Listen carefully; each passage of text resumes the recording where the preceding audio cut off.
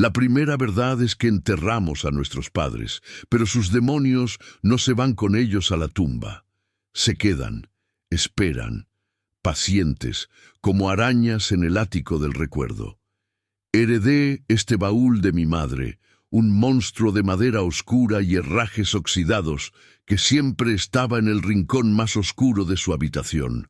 Era el único mueble que cerraba con llave. La llave se perdió. Dentro, supe, estaba la mujer que mi madre fue antes de serlo. Mi mamá, la mujer que soñaba, que deseaba, que tenía secretos que ni siquiera un hijo podía conocer. Ahora, el baúl yacía en medio de mi sala, bajo la cruda luz invernal, y el silencio de la casa era tan profundo que podía oír el eco de sus pasos en el pasillo. Su muerte no fue dramática, fue una desconexión, un corazón que simplemente olvidó su siguiente latido. Durante la última semana en el hospital no me miraba a los ojos, miraba por la ventana como esperando una señal, un alivio. Cuando se fue, su rostro no era pacífico, era resuelto, como si hubiera cumplido una larga y dolorosa condena, y me dejó como carcelero de los fantasmas que ella misma alimentaba. La madera del baúl era áspera bajo mis dedos, olía a naftalina y a tiempo detenido. La cerradura, un hierro viejo y terco, cedió no a la fuerza sino a la persistencia, con un chasquido seco que sonó como un disparo en el silencio. La pesada superficie reveló su interior, ropa doblada con precisión obsesiva, un velo de novia blanco amarillento, uno que nunca la había visto llevar en una fotografía, unos cuantos libros de tapa dura con las páginas ribeteadas de oro, y al fondo, oculto bajo una manta de punto, el objeto que mi subconsciente ya sabía que existía. Una carta. El sobre era amarillo, frágil como las alas de una mariposa muerta. La dirección estaba mecanografiada. El remitente, un nombre que no me decía nada, Dr. Almeida. La fecha, hace 35 años, un año antes de mi nacimiento. Me temblaban las manos al abrirlo. La letra era densa, masculina.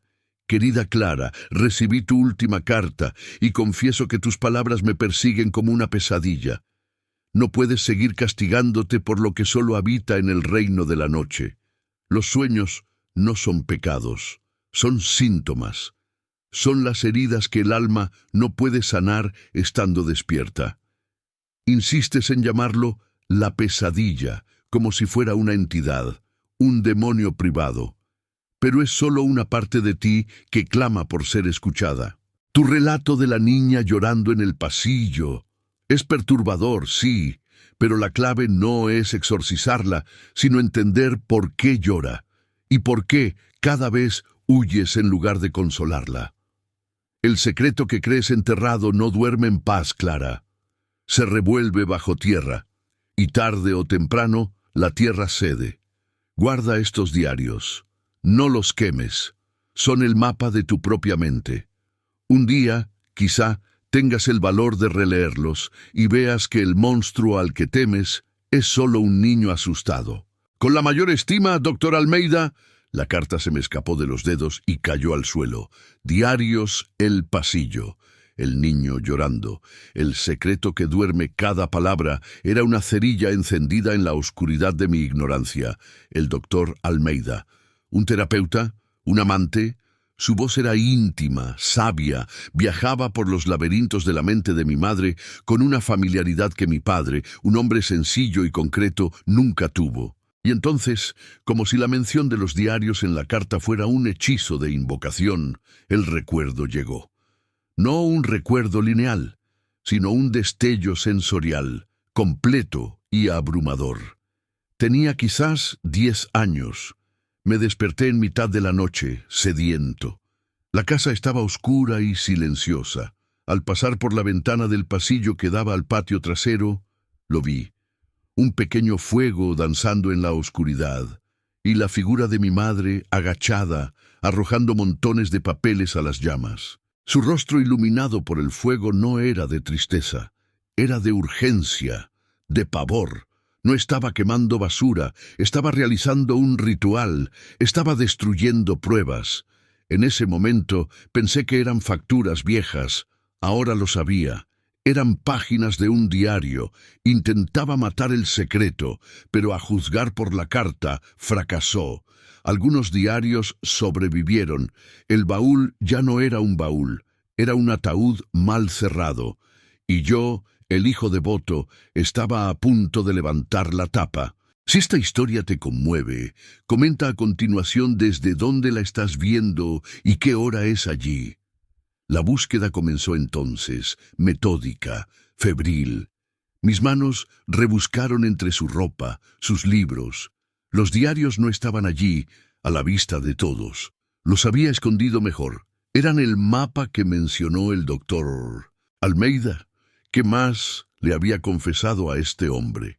El contenido de la carta era un puñalada a la imagen que tenía de ella. La madre fuerte y serena, un poco distante, pero siempre en control.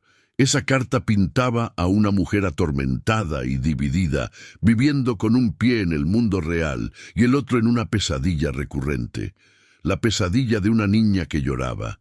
Yo era hija única, la niña del sueño. ¿Era yo? ¿Era una metáfora? El peso de la posibilidad era sofocante. Cada objeto del baúl adquirió ahora un nuevo significado. El velo de novia ya no era solo una reliquia.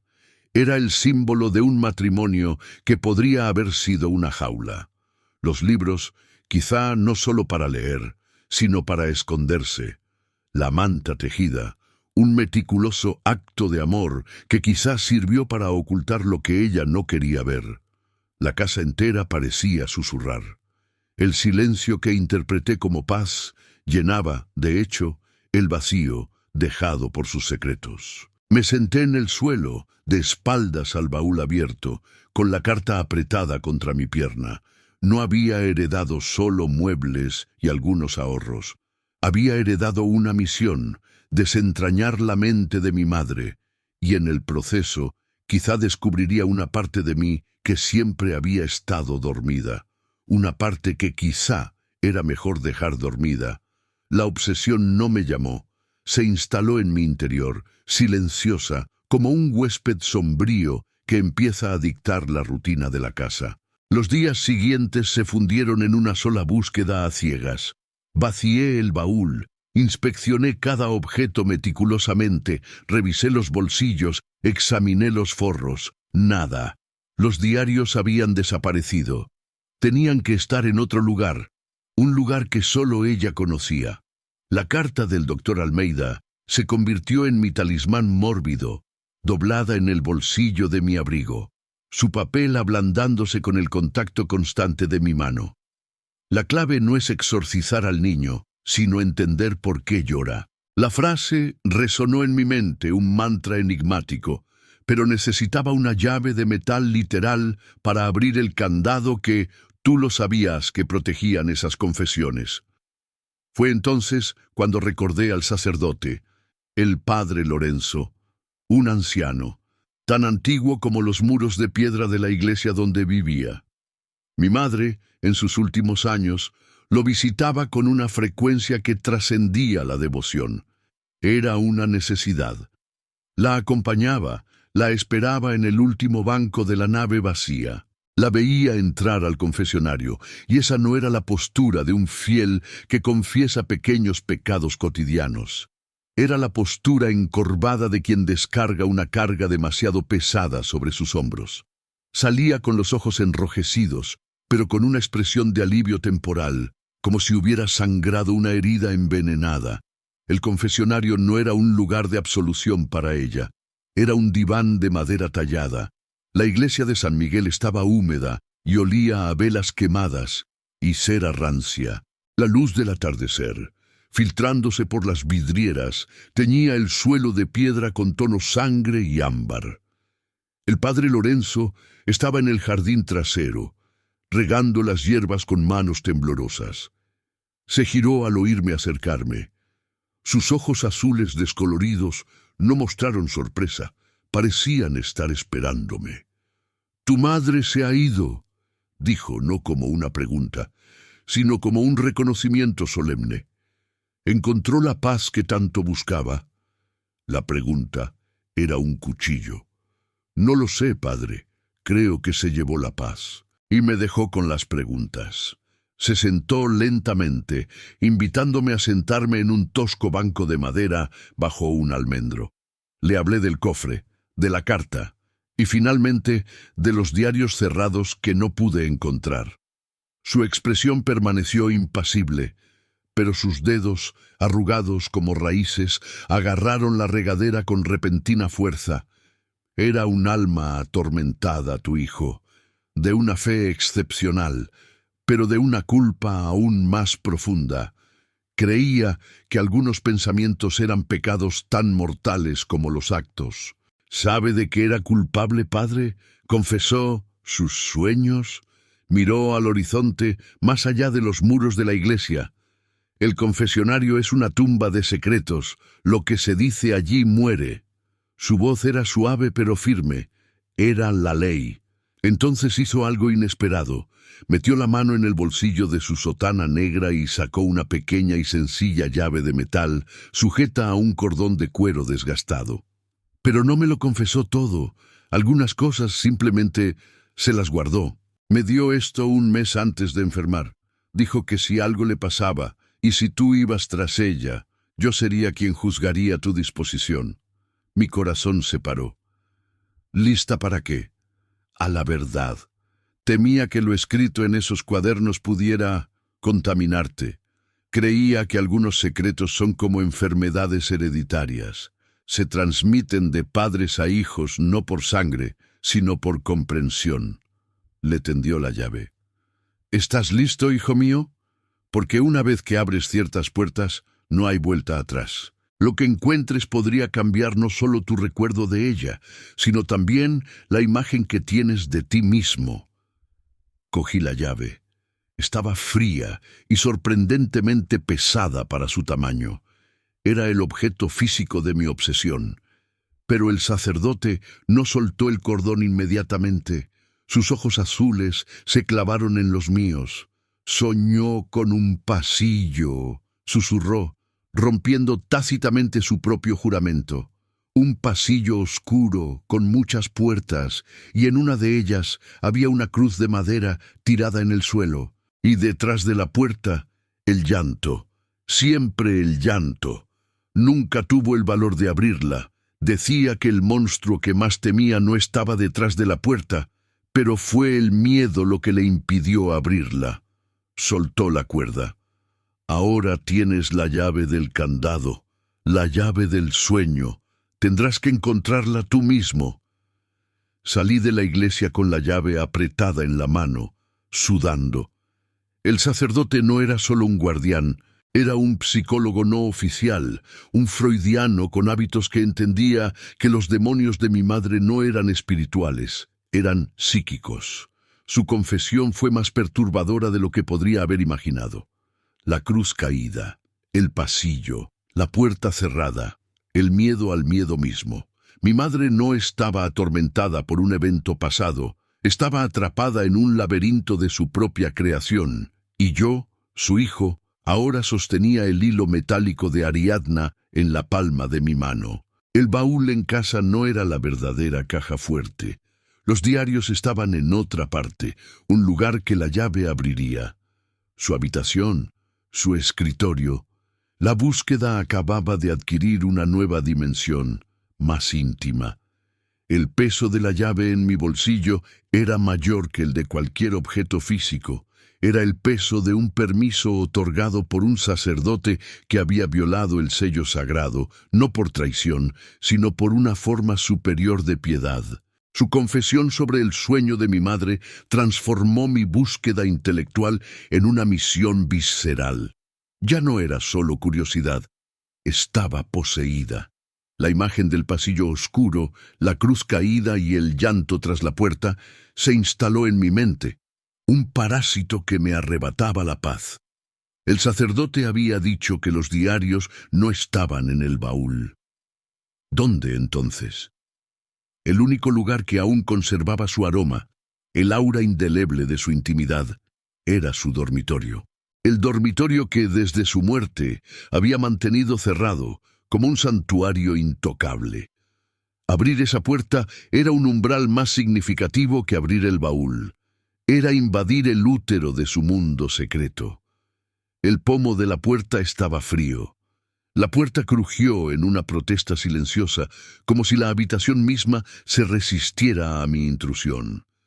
El aire dentro era denso, quieto, con olor a medicina, polvo y el tenue perfume de lavanda que siempre usaba.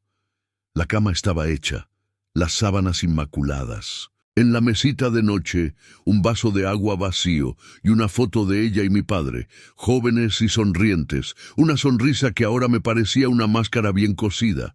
El escritorio de madera oscura estaba bajo la ventana, sencillo, elegante, sin cajones a la vista. Estaba allí. Tú lo sabías. Mis manos recorrieron los bordes de la madera, buscando una grieta, un mecanismo secreto. Nada. Entonces recordé. De niña, me encantaba ver a mi madre escribir cartas en este escritorio. Siempre inclinaba el cuerpo de una manera específica, como si se apoyara en un punto concreto del lado derecho del mueble. Me arrodillé y examiné el lugar. Había una pequeña protuberancia ornamental, una roseta de madera tallada. Presioné. Nada. Me giré. Con un suave y satisfactorio clic, se abrió un fino cajón en el lateral del escritorio, una grieta que nunca había notado. Dentro, apilados con precisión militar, había 3 cuadernos de tapa dura, de color oscuro. Azul marino, verde bosque, marrón. No parecían antiguos, parecían vivos, contenedores de almas. El candado metálico de cada uno era pequeño, insignificante. La llave que me había dado el sacerdote encajaba perfectamente en el primero, el azul marino. Hacer clic el sonido de la cerradura al abrirse fue el más fuerte que jamás había escuchado, ahogando incluso los latidos de mi corazón. Abrí el cuaderno. La letra de mi madre era elegante y fluida, pero aquí, en las primeras páginas, era tensa y angulosa. Era la escritura de alguien que intentaba mantener el control. 15 de marzo. Vuelve la pesadilla. El mismo pasillo, la misma oscuridad, densa como la melaza. Camino, pero no me muevo. Todas las puertas están cerradas menos una, al fondo. Es la puerta de la casa de mi infancia, y frente a ella, la cruz de madera que hizo mi padre yace en el suelo.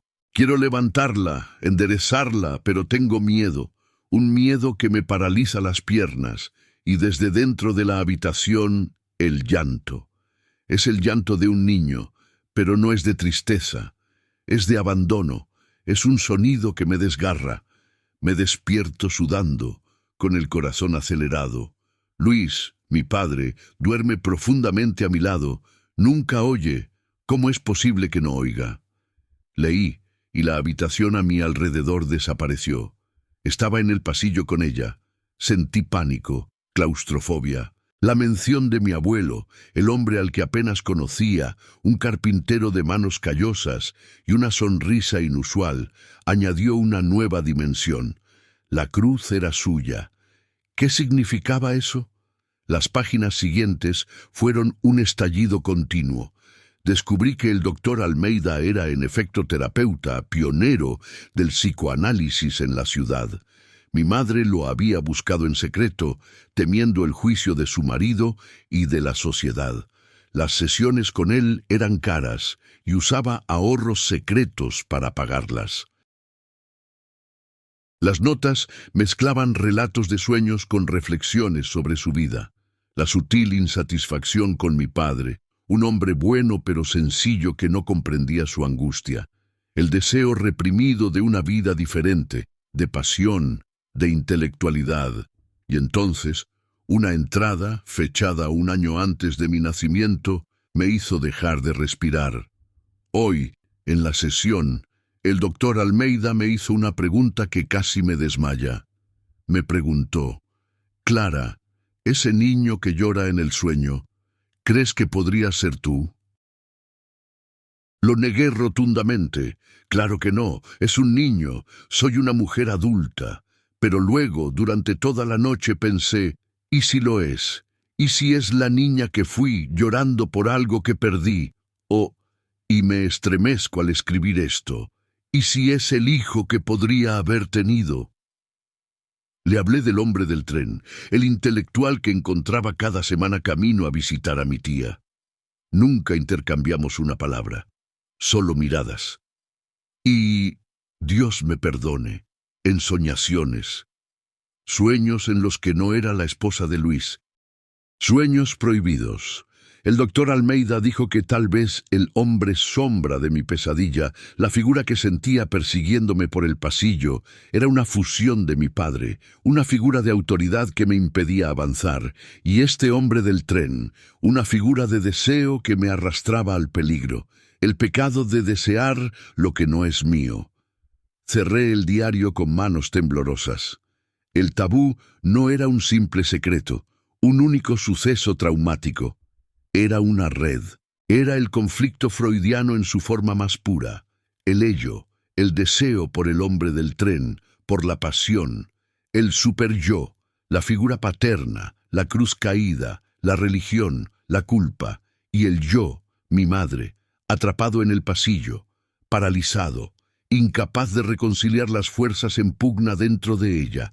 La niña que lloraba era ella misma, su propia esencia asustada y abandonada. Y yo, su hijo, era el fruto de su matrimonio con el hombre que no comprendía sus sueños. ¿En qué me convertía eso? ¿En la plenitud de una vida resignada? ¿O en un recordatorio constante del deseo que nunca se atrevió a vivir? La llave había abierto más que un candado. Había abierto un abismo. Y yo estaba al borde, mirándolo. El diario azul marino se convirtió en mi única realidad.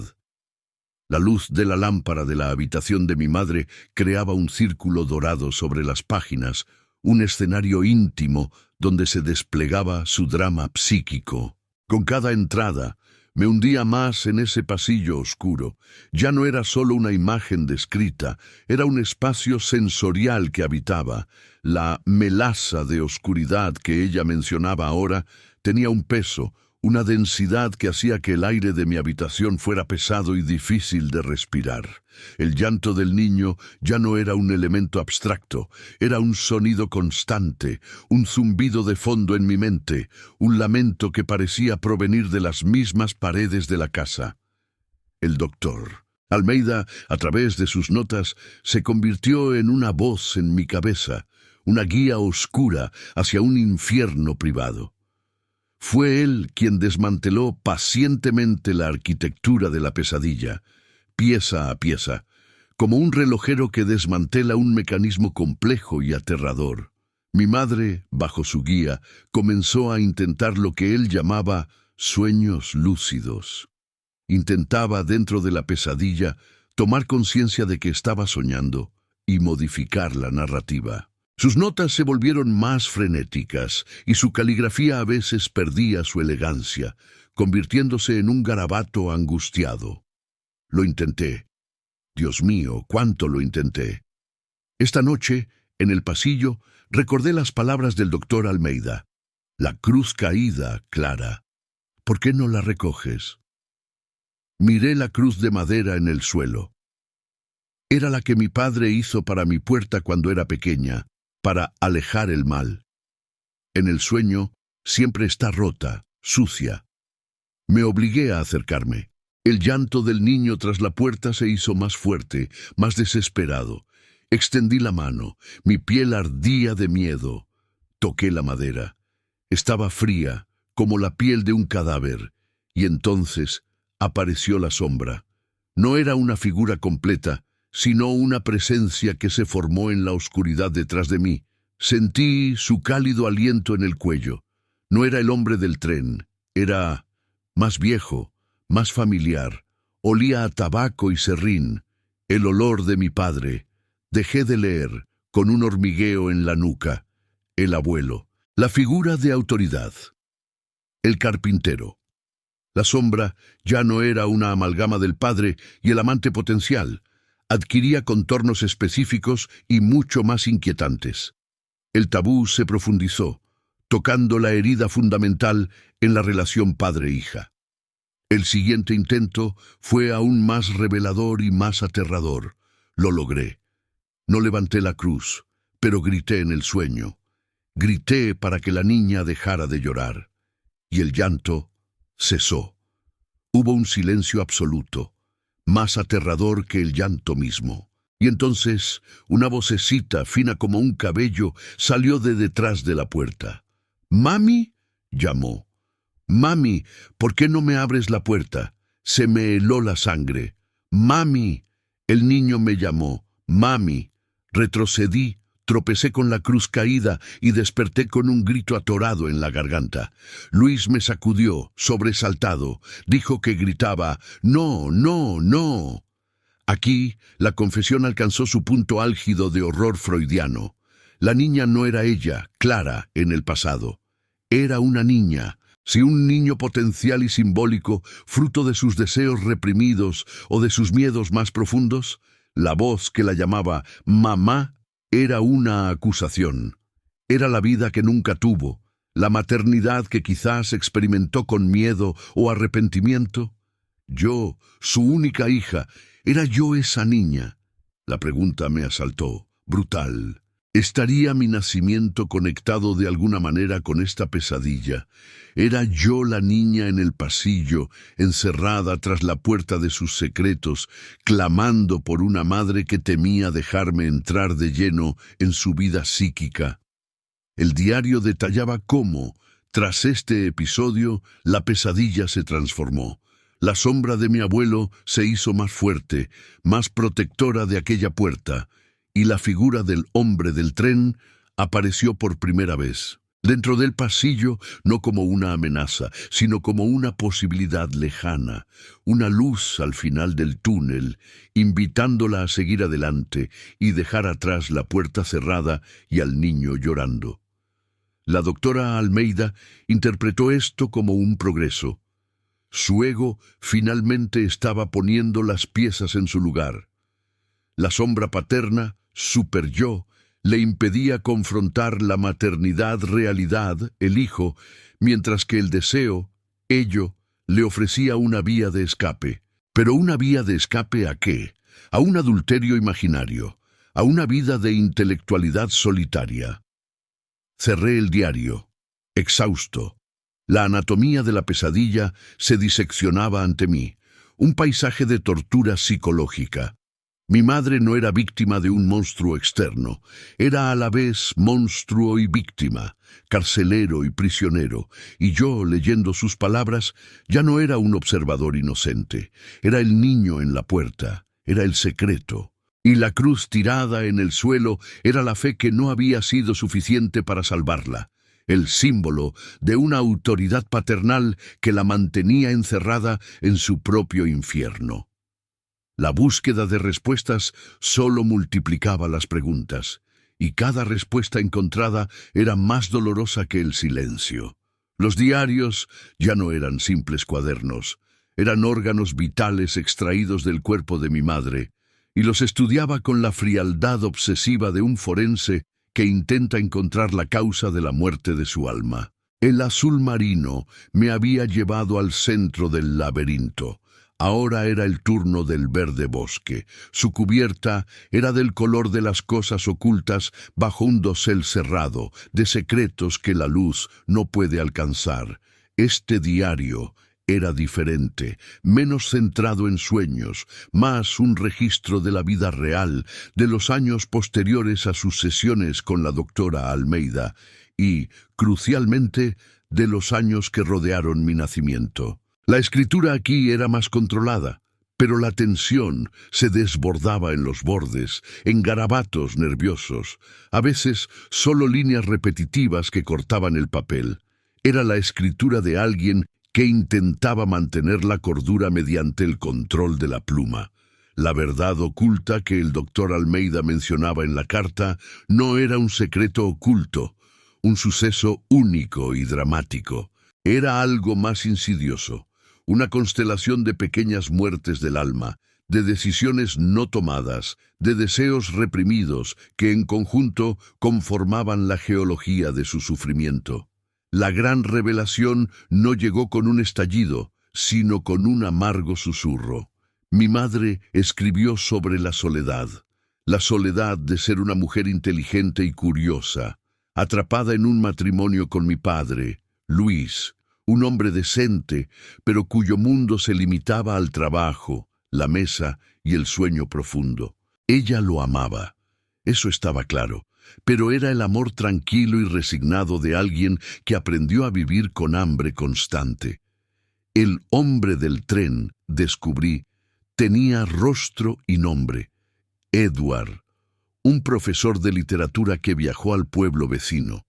Nunca intercambiaron una palabra, pero el diario detallaba los pequeños rituales, el discreto saludo, el periódico que él leyó y ella comenzó a leer también, la sonrisa contenida.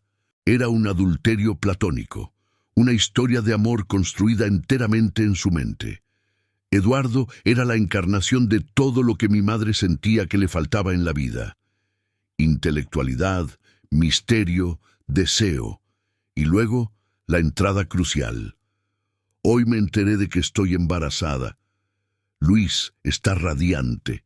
Es lo que siempre he deseado. Un hijo, un heredero. Y yo siento un miedo que me hiela las venas. No es el miedo a la maternidad, es algo más. Es la sensación de que este niño, me unirá a esta vida para siempre. Seré la madre de Luis, su ama de casa, la mujer de los sueños abandonados. Ayer soñé con el pasillo. Esta vez, la puerta de la casa de mi infancia estaba entreabierta, y la voz del niño no lloraba. Lo leí y me dieron náuseas. El niño del sueño, al que llamaban mamá, era... Huello no era una metáfora, era el símbolo concreto de su encarcelamiento.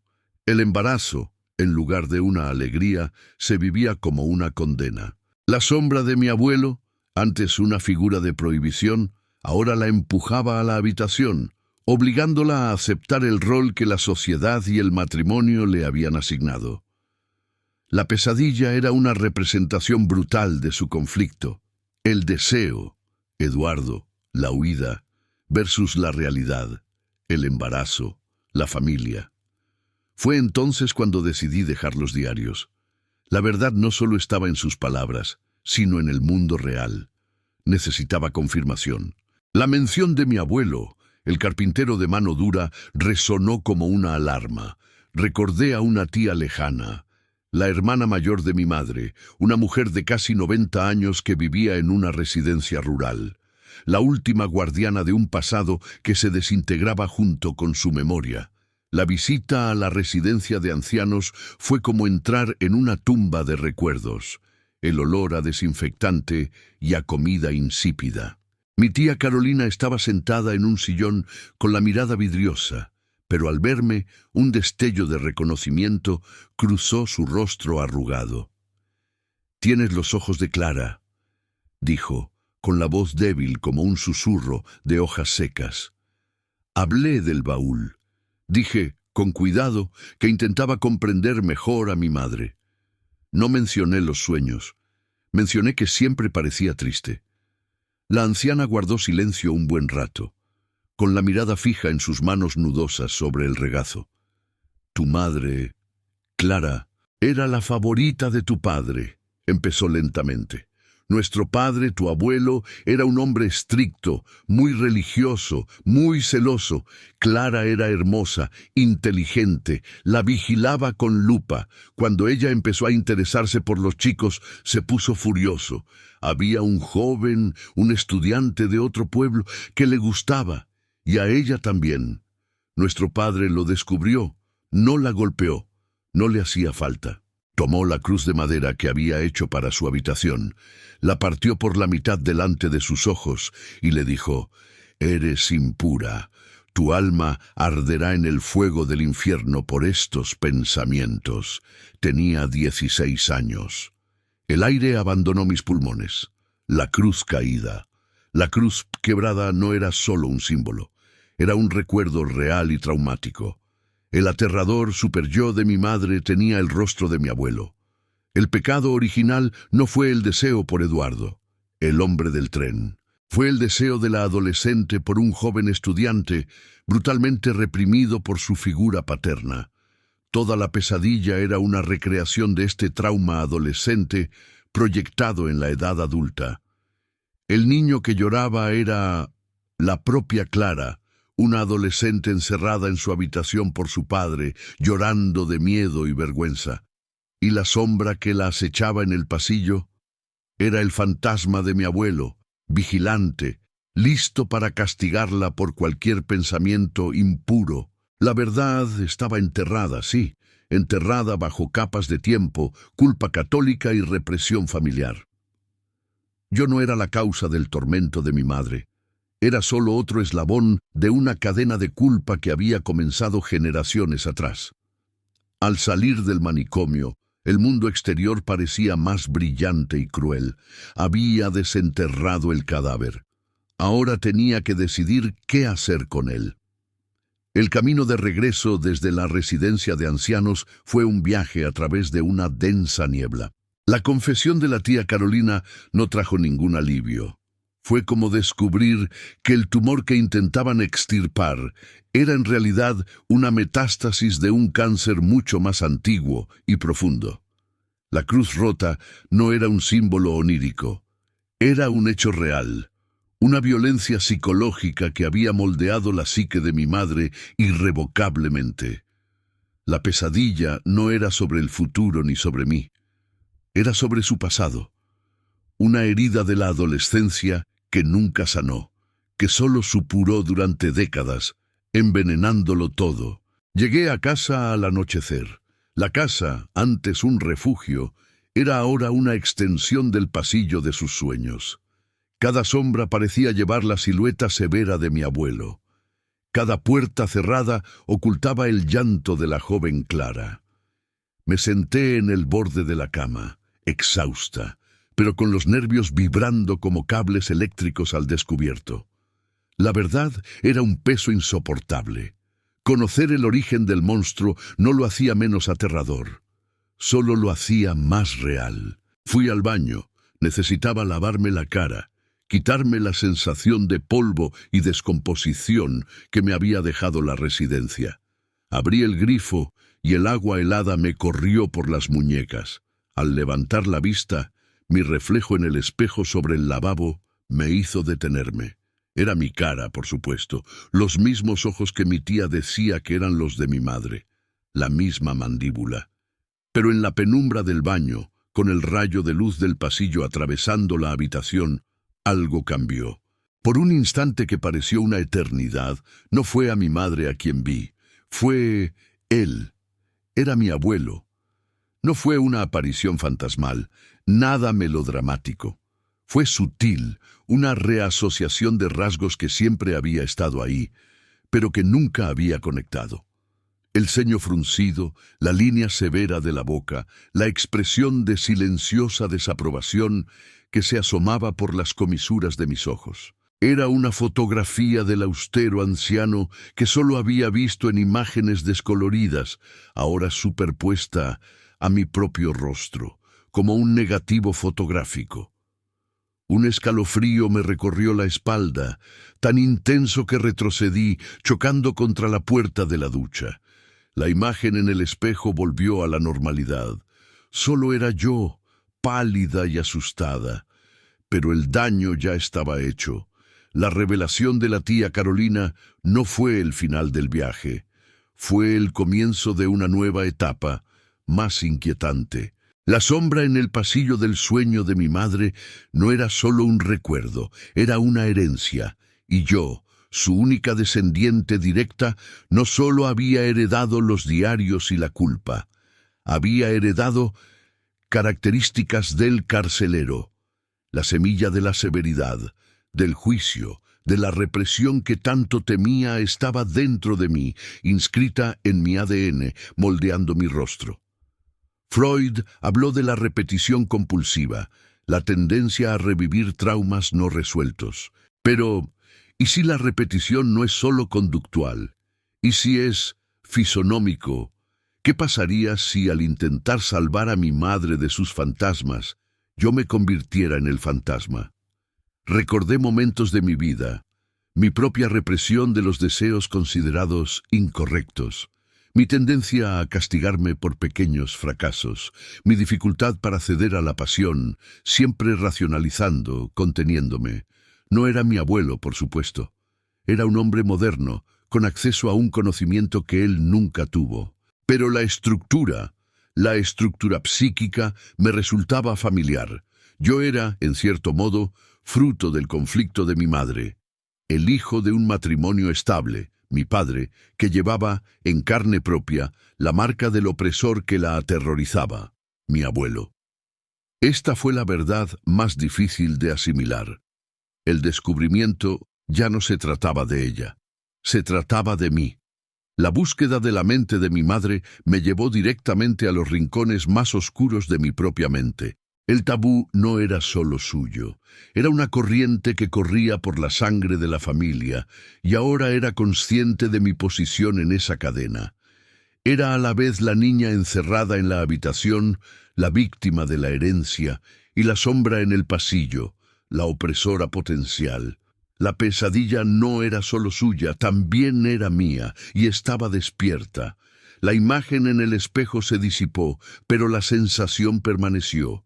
Ya no estaba leyendo simplemente sobre un conflicto psíquico, era el conflicto psíquico. Y la siguiente pregunta era la más aterradora de todas. Habiendo visto la sombra dentro de mí, ¿tendría la fuerza para impedir que tomara el control? ¿O estaba destinado a convertirme en otro engranaje del mecanismo repetitivo de la familia, quizás atormentando a un futuro hijo mío con los mismos fantasmas? El diario marrón, el último, seguía cerrado. ¿Qué más podía revelarme?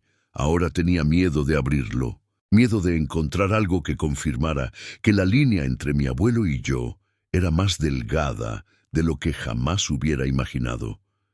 El diario marrón era el más grueso, con la cubierta de cuero desgastada por la presión de dedos ansiosos. A diferencia de los demás, no tenía candado. Era como si, al llegar a él, mi madre hubiera abandonado la idea de encerrar a sus demonios. Ya estaban sueltos, integrados en su paisaje mental. O quizás este era el diario que contenía la aceptación, el tratado de paz con sus propias sombras, y ya no veía la necesidad de ocultarlo. Mi mano vaciló sobre la portada. La visión del espejo seguía grabada en mi retina. Ya no era un arqueólogo neutral que desenterraba artefactos de una civilización extinta.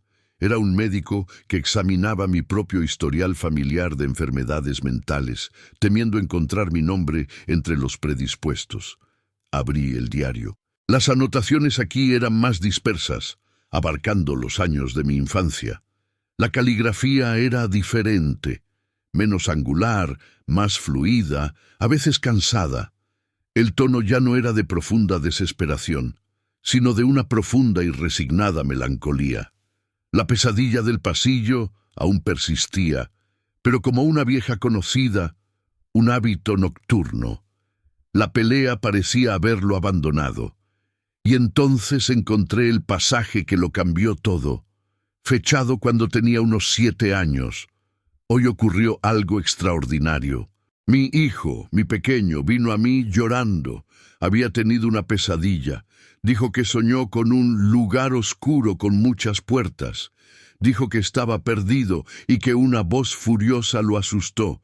Mi sangre dejó de latir. Era mi pasillo, era mi pesadilla.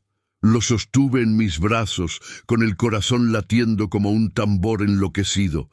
Lo consolé, le canté, hasta que volvió a dormirse.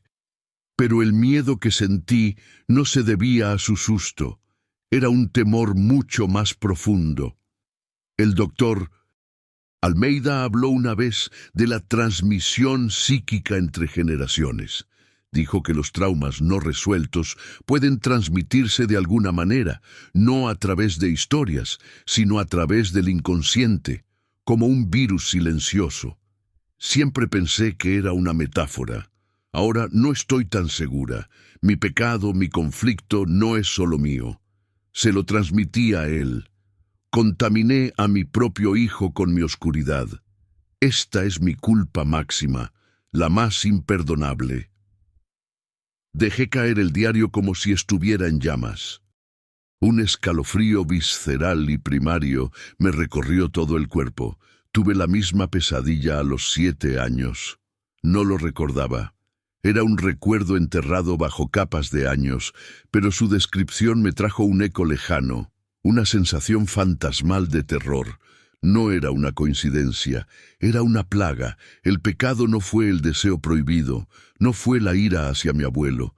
El verdadero pecado, la culpa suprema que consumía a mi madre fue transmisión. Creía haber infectado mi psique con su propio conflicto, como si la pesadilla fuera una enfermedad hereditaria del alma. El pasillo no era solo una metáfora de su mente, era una prisión psíquica que sin saberlo también había construido para mí. Esa noche me quedé dormida de cansancio, pero dormir no fue un refugio, fue una rendición. Y soñé. Estoy en el pasillo.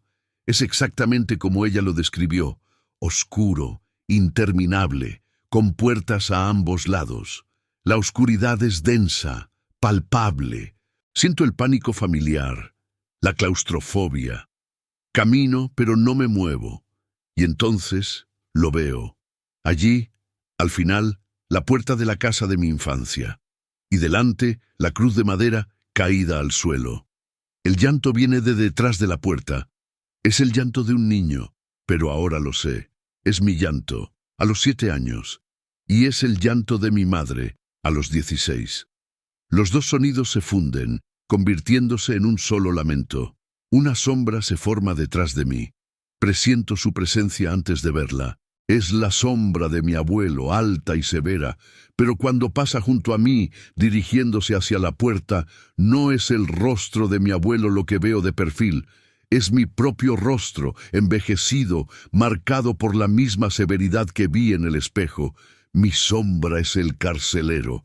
Y entonces hago algo que mi madre nunca se atrevió. No intento huir, no me paralizo de miedo. Doy un paso adelante, otro. La sombra de mi rostro desaparece. Me quedo sola ante la puerta. El llanto cesa.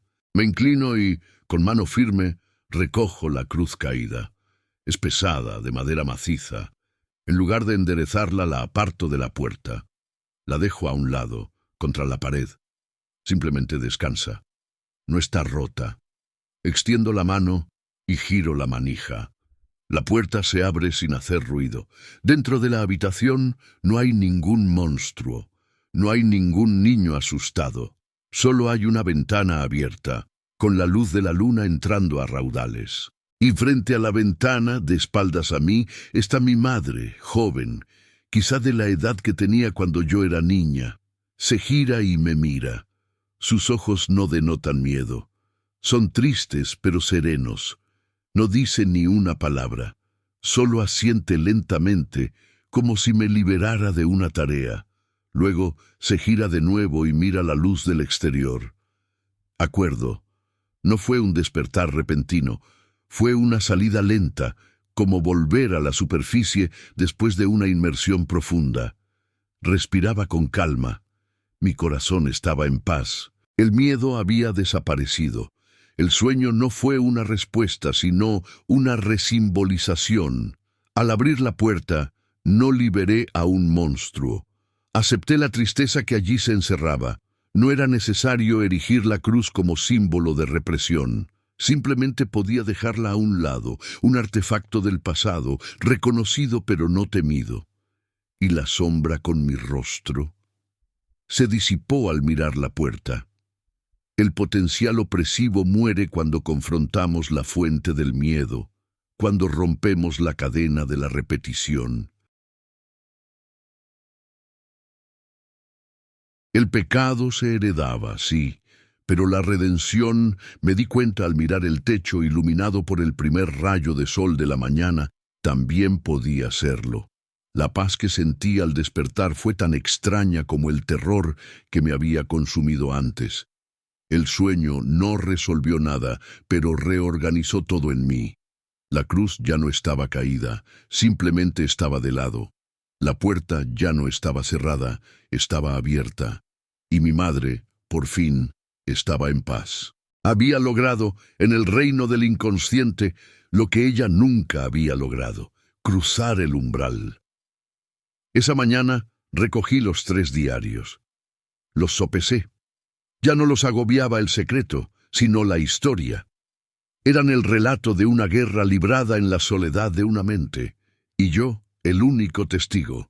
Llevarlos a un terapeuta, guardarlos como una reliquia mórbida, donarlos a algún archivo de psicología. Ninguna de las 2 opciones me parecía adecuada.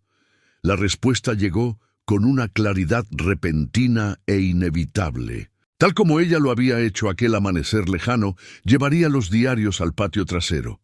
No como un acto de destrucción impulsado por el pánico, sino como un ritual de liberación. Un funeral para los fantasmas. La noche era fría y estrellada, igual que la de mi infancia. Encendí una pequeña hoguera en el mismo lugar donde la suya había ardido. Las llamas danzaron, proyectando sombras familiares en las paredes de la casa. Sostuve el primer diario, el azul marino. Lo abrí por una página al azar. Su letra pareció cobrar vida por un instante, iluminada por el fuego. Lo arrojé a las llamas. El papel se arrugó, se oscureció, se convirtió en brasas. Una sensación de finitud, no de pérdida, me invadió. Hice lo mismo con el verde bosque y, finalmente, con el marrón. Observé hasta que todo no fue más que cenizas negras, tenues, arrastradas por la brisa nocturna. No ardía por borrar la verdad. Ardía por liberar las palabras de su peso. La verdad ahora vivía en mí. Las cenizas en el suelo eran solo el capullo vacío. Y es aquí, en esta hoguera simbólica, donde esta confesión encuentra su verdadero contexto. Porque esta historia que les he contado, este viaje a través de las profundidades de la mente de mi madre y la mía, no se cuenta en las paredes vacías de mi habitación, se lo estamos narrando a usted. Sí, tú, cuya presencia silenciosa ha sido la única testigo de este arrebato. Este no es un recuerdo solitario, es una sesión, la última sesión. No eres un espectador pasivo, eres el doctor Almeida de mi generación, el terapeuta anónimo cuyo diván está hecho de tiempo y atención. Toda esta confesión, cada palabra, desde abrir el baúl hasta quemar los diarios, fue mi intento de acostarme en tu diván y finalmente procesar la herencia que me dejó mi madre. Él girará al final. La provocación que susurra entre líneas es esta. Como yo, tú también eres actor en un guión escrito por fantasmas familiares. Las neurosis que atribuyes a tu propia personalidad, los miedos irracionales, los patrones de relación que se repiten. ¿Te has preguntado alguna vez a quién pertenecen realmente? ¿Quién es el niño que llora en tus sueños? ¿Quién es la sombra que te atormenta en su pasillo oscuro? Mi madre creía que los sueños eran síntomas. Freud creía que eran vías hacia el inconsciente. Yo, después de este viaje, creo que lo son. Herencias y la pregunta que le dejo, doctor, es la misma que me persigue ahora mirando las cenizas del incendio. Cuando te miras al espejo, ¿quién más te devuelve la mirada? ¿Y hasta qué punto tus decisiones más íntimas son realmente tuyas, o simplemente ecos de los conflictos ajenos, susurrados a través de la sangre y el tiempo? La sesión ha terminado, el sofá está vacío, pero el análisis es algo que solo tú puedes continuar.